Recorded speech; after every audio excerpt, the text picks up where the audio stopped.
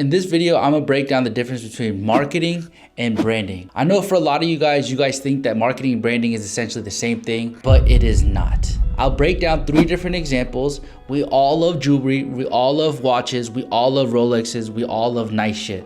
So I'm gonna use 3 different jewelers and break down the difference between who does the best marketing, who does the best branding, and who does the best at both. So starting off with marketing, I'm gonna give you the dictionary definition. The activity or business of promoting and selling products or services, including market research and advertising. The way that I've dumbed it down is marketing is essentially what you see. Branding, by definition, this is what branding is. The promotion of a particular product or company by any means of advertising and distinctive design. The way that I've broken it down is what you feel. So starting off with marketing, it's essentially getting as many people as you can to see or hear or know about what you offer. Whenever you do great marketing, it has nothing to do with anything other than how many people are seeing this ad, how many people is it reaching, and how many people is it impacting. For example, when you go down a highway and you see a billboard, that is marketing. When you turn on your TV and you watch a TV ad, that is marketing. When you go on Instagram Reels and you see an Instagram ad, that is marketing. Marketing includes everything from billboards, TV ads, commercials, Instagram ads, SEO ads, street signs, website ads. It is essentially everything that is an advertisement that is in your face that you see with your own eyeballs. That is what is boiled down to marketing. I think there's a lot of ways to market your business. Obviously, the traditional ways of TV and billboards and street signs is a way to do it.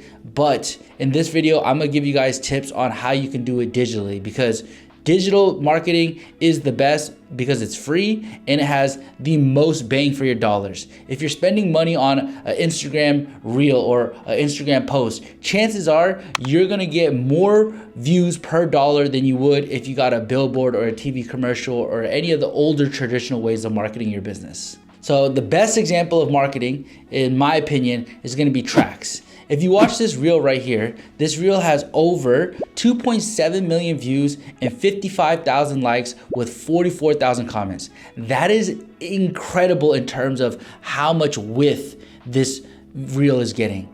To get that many views on a TV commercial or on a billboard, you would have to spend thousands and thousands, if not millions of dollars. As you can see with this video, Trax is essentially making like a golden banana. He's asking people to guess the price of the banana. This is incredible because the amount of people that are seeing what he does, obviously he's saying that, he's a jeweler. He can make you a golden banana. He can make you a necklace. He can make you a ring. He can sell you a watch, whatever it is, everything to do with jewelry. He's essentially marketing his business, and he's doing it in a way where he's literally spending almost next to nothing, because whatever he's paying the videographer, whatever it costs him to make the banana, he's gonna essentially boil the banana back down to gold and resell it in products anyways. He's essentially taking next to nothing in cost and getting 2.7 million views. It's just incredible. But here's the thing about great marketing. Sometimes great marketing is not always the best branding. For example, in this video, it got 2.7 million views, which is incredible. But if I'm a high-end consumer of jewelry and I want to be tasteful and I want to have a certain aesthetic, a golden banana isn't necessarily going to make me feel like I want to be purchasing jewelry from this guy.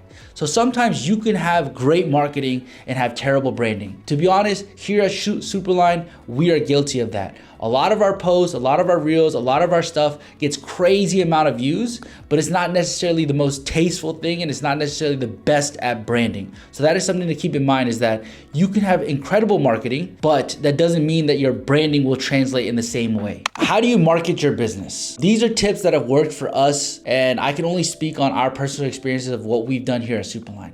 So the number one thing I would say is focus on digital marketing. Like I said previously, you can do TV ads, you can do billboards, you can do street signs, you can do newspaper ads, but the old traditional ways of marketing are very, very expensive. If you were to get a TV ad, you would have to spend so much fucking money on producing it, and then so much fucking money on putting a slot into this TV. You would have to buy that slot, right? That's a lot of money. Even for billboards, that's a lot of money. That's a lot of upfront capital that you have to have. When we started this business, we didn't have that kind of money. So what do? We leveraged digital media. Social media is essentially a way for you to get amazing reach and amazing engagement for next to nothing. As long as your videos are creative, they're original, and they're engaging, you're gonna get views. And I know like back in the day, people talk about like Facebook ads and Instagram ads, right? That era of ads is over. So you can no longer growth hack your page or growth hack your business by spending money on ads. You can try it, but from my experience, that era died 5-10 years ago. 5-10 years ago, you could spend $1,000 on Facebook ads, and because it was so underpriced and nobody knew about it, you were gonna get, $10,000, $20,000, $30,000 in sales. Now it is not like that. The algorithm now is more catered to really good content. Even back then, you could have a following of 1 million followers, right? And it would show that content to 1 million people. Now that is not how the algorithm works. You can literally have 5 to 10 followers, and if the reel is engaging and it's good, it will show to 1 million people. In this day and age, if you're looking to market your business online, it's actually more advantageous for you if you have less followers, less money, less clout. Why? Because a lot of these bigger pages are getting throttled down, and these smaller pages are having more ability to get organic reach. The next advice I would give you guys is focus on building a community online versus selling a product. If you're making 10 reels and the 10 reels are, yo, here's a t-shirt that you can buy, I clean cars, or hey, I can mow your grass. All of these things that you're doing, if you're just selling every single day, nobody is going to want to consume that content, nor are they really wanting to buy into that, right? Because every single day people are being sold to. Whether you're in your car listening to a radio ad, you're on TV watching commercials, you're on your phone scrolling and everyone's promoting some sort of Instagram ad, right? Every single day, 24/7, we live in an era of people being marketed to and sold to. So the last thing you want to do is create content that is salesy. What you want to do instead is create something that's more community building. So let me give you a real life example. When I started here at Superline, we sell blanks to clothing brand owners. Instead of me telling people, hey, look at all these amazing blanks that we have, what I did is I created digital mock-ups of these blanks and told clothing brand owners, look, you don't have to buy my blanks. If you're looking to have digital mock-ups that you can utilize for your clothing brand, you could download it for free. That was one of the most viral hacks that I had. Essentially, instead of selling people the blanks, I created a tool for that community of people that wanted to create clothing brands. And guess what happened? They would download the markups, they would cook them up, they would put their logos, their designs over it, and when they got an order, they would come and buy the blanks from me. So whenever you're creating content, try to think about it from the lens of who am I trying to reach and how can I create a community around this content versus selling to that community. The more community you build, the more of the sales will naturally start to come in, and it'll come in organically. This is another model that works for us, is which I call the blog style model. So if you go to a lot of these other Instagram pages, they are only promoting what they do or what products they sell. Our page, if you go on our page, we essentially think about it as the new version of a magazine. If you go on Shop Superline, which is our dedicated page for our blanks and our blanks business, if we have 10 posts, maybe 7 of them are not even related to our products and what we do. And the 3 of them are essentially ad-y type, salesy type ads. So if you're looking to build a community, if you're looking to get more organic engagement, try to think about creating your business page as a blog versus a business page. So another example could be if you're a watch dealer, instead of posting every single watch you have in stock and every single watch that you're trying to sell, maybe you can make content about what are the best watches to buy when you're starting out. What is the best watches to buy when you have fuck you money, right? So try to make it more engaging for the community in terms of a blog versus salesy and trying to shove products down their throat. The perfect example is this video right here. So this is a video of this designer, Jorky P. He is now up and coming. Supposedly he was like the part owner of Hellstar. He's been around Young Thug, a little baby, and there's this mysterious nature to this guy. People want to know who he is. I essentially went and found him, hunted him down, and got this interview and posted it on our business page. There is nothing about our products or our services in this interview at all. I don't mention the fact that we sell blanks.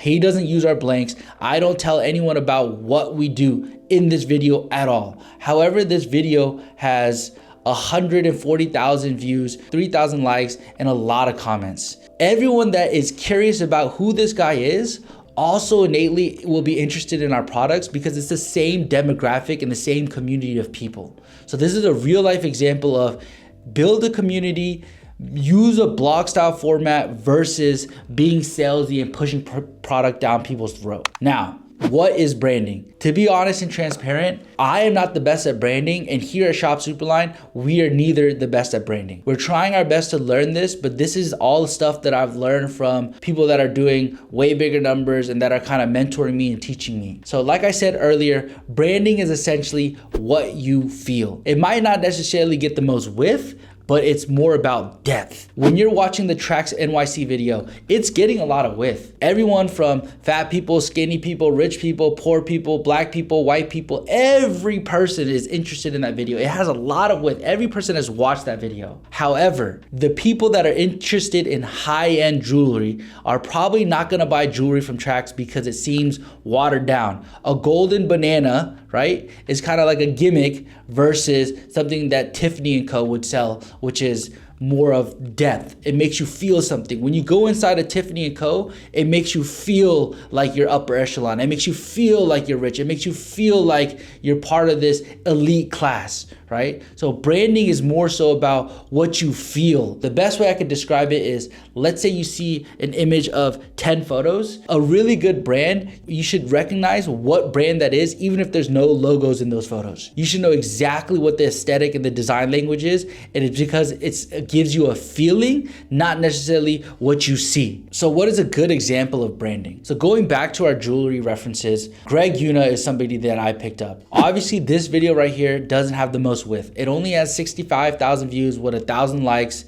and not that many comments. However, when you watch this video, it makes you feel like his jewelry is more luxury. It makes you feel like he's putting more time, more design into what he's building. And he's probably charging more than whatever Tracks is charging because of this imagery. So whenever you go into branding, it's not always about how many people are watching your content. It's about the people that are watching it. What are they feeling and what are they taking away from that content? On the flip side, so I said in the last part, I said that Tracks is good marketing, maybe necessarily might not be the best branding. It works the same way, I think, in my opinion. Good branding isn't always the best marketing. Like, perfect example, this Greg Yuna video. The video itself is very aesthetic. It's amazing. It's beautiful. It looks so cool. But I don't think there's anything in the video that will garner 2-3 million views like the Tracks video will. The Tracks video has so many different gimmicky, sort of clickbaity, engaging components to it, whereas this Greg Yuna video does not.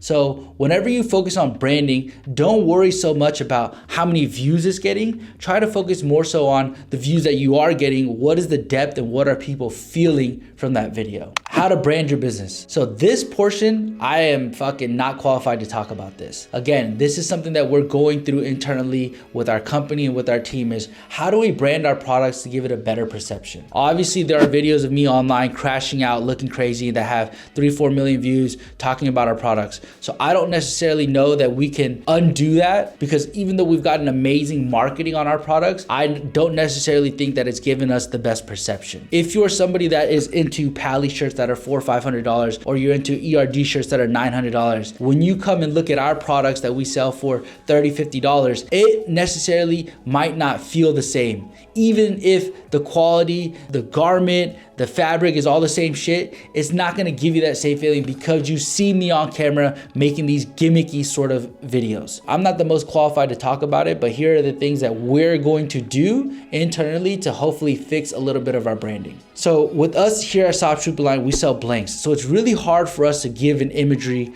of blank garments. How do I take photos of 10 different products and make you know that it's our product? It's really impossible. So what we're doing is we're gonna roll out a creator and a brand-led campaign. So we're gonna try to leverage out other creators and other brands to tell their stories about how they're using our blanks. So we have one that we're working with, the 74 Boys, Sleazy, Nickel, Kareem. I think genuinely they're one of the coolest people in the space right now. So what we're gonna do is we're gonna send them on a trip and see if they can mix in our blank garments within their wardrobes with the Balenci, with the chrome hearts, so that way it gives the perception that our blanks are a lot higher quality, and it's gonna change the way people feel about our our products. Another idea that we have is we just recently dropped an athletic collection. So we have running shorts, we have sports bras, biker shorts, and we want to team up with the Run Club so that way they can print their logo on this merch and they can show people what is possible with using our blanks as essentially a silhouette. So we're trying to leverage out other creators and other brands to kind of tell the story of our blanks. Again, I'm not sure if it's going to work. I'm not the best at branding, but